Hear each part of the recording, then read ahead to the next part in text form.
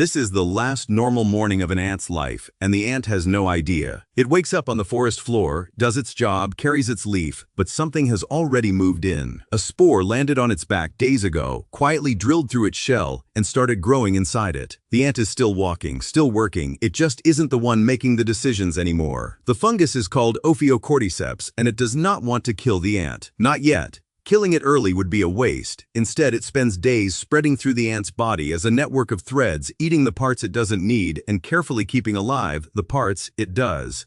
It is not attacking the brain. That's the part people get wrong. It wraps around the muscles and hijacks the wiring directly. The ant's own brain is left switched on, a passenger locked in the driver's seat, watching. Then the fungus does something that should not be possible for something with no brain of its own. At solar noon, on cue, it takes control. It marches the ant off its trail up a plant stem to a very specific height, about 25 centimeters off the ground. Not higher, not lower. It turns out 25 centimeters is the exact zone where the temperature and humidity are perfect for a fungus to grow. The ant has been turned into a delivery truck, driving cargo to an address it never chose. When the ant reaches the right spot, the fungus gives its final command: bite.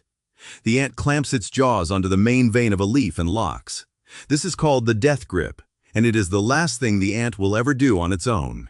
The muscles in its jaw are then destroyed so it can never let go, gluing the body in place like an anchor. The ant is still alive for this part. Then, and only then, the fungus begins to eat it from the inside. A few days later, the ant is long dead, still hanging from the leaf by its jaws. And out of the back of its head, a single stalk begins to grow. It rises like a tiny antenna, taller than the ant itself, and at the tip it swells into a pod. That pod is a factory. It rains fresh spores down onto the forest floor below, onto the exact trail where the ant's own colony walks every single day. One ant became a launch pad aimed perfectly at its family. This has been happening for at least 48 million years. We have the fossil of a leaf with the death grip bite mark still on it. There are thousands of these fungi, and almost every one is tuned to hijack one specific insect and no other.